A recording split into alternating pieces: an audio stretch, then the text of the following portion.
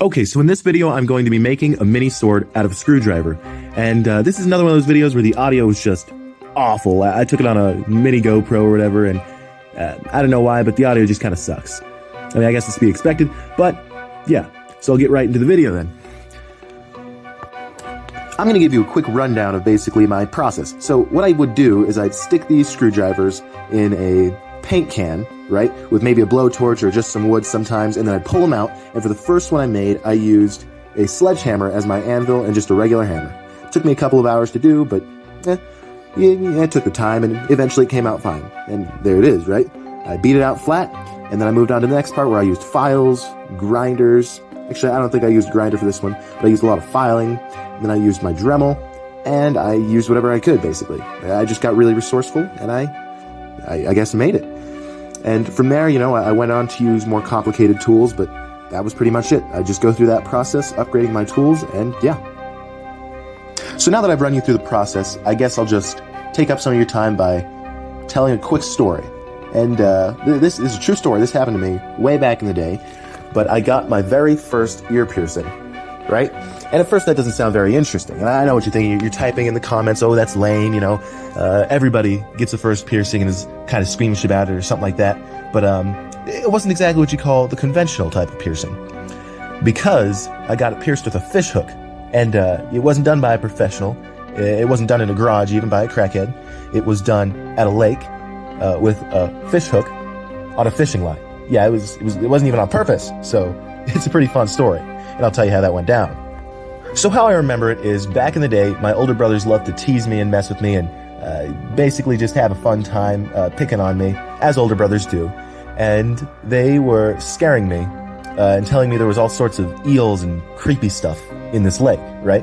And as a kid, who, you know, even though my brothers are picking on me, I still think they're older than me, so they must not be lying. I think they're telling the truth. This really freaked me out. And even to this day, I still remember this. Maybe my mind was playing tricks on me, but I swear I saw a black... At the time, it looked like an eel, because when you're thinking eel, everything looks like an eel. You know, kind of like the old saying, you know, to a hammer, everything looks like a nail. It was kind of like that. But it was like this black eel-looking thing, and maybe it was a pipe. I don't know what it was, but I know I saw it. It probably, you know, it couldn't have been an eel because it was like fresh water, but still, it was creepy. And so after that, I was really spooked, right? And so I was sitting there acting all spooked, as you do, and my older brother saw in this an opportunity. One of them, I can't remember which one, found an old fishing line, because people just leave those there. And I guess this one still had a hook on it, because he wrapped it around me, and I felt something tickle my ear. And he told me it was an eel, right? And so naturally, even though he was, you know, my older brother, a liar, I believed him. And so I feel this thing tickling my ear, and all of a sudden it feels like a prick, like something bit me. And so I freak out, and I just start slugging the side of my head, which unfortunately that isn't the first time I've done that, but that's another story for another day. So I just start slugging my ear, and what happened is it had been a fish hook, and it started to get stuck in my ear, and so when I slugged it, I punched it into my ear, and it was awful. I think I even found an old picture of it a while ago, but it was like the scariest thing ever as a kid, and it hurt, and it, like, I could feel the weight of it in my ear. I'm sure if anyone out there has gotten a piercing, they know what it feels like, except in a sterile setting. This is lake water fish hook, so I'm shocked I'm not dead from all sorts of diseases, but that's how I got my first ear piercing. And so far I haven't gotten another one, because one was more than enough for me. But yeah, and the end of the story isn't as bad, because I got a cool story out of it, and I don't even remember it hurting that bad anymore, because it was years and years ago.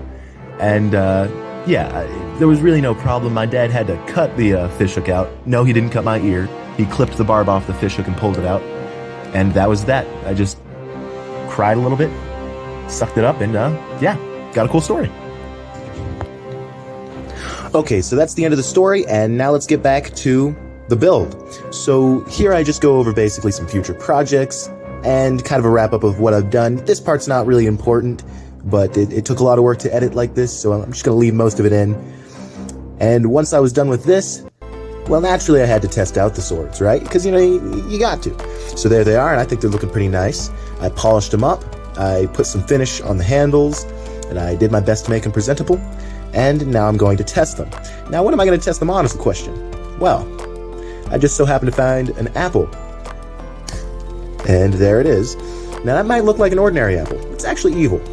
And it's terrorizing the fruit bowl. So, I had to figure out how to kill it. And what better weapon to use than my mini swords? And yeah, they worked perfectly. So yeah, the fruit bowl will no longer be tormented by the evil apple. And I hope you found this at least a little bit interesting. Thanks for watching. And hopefully, see you later, or see you next time. And goodbye. See ya.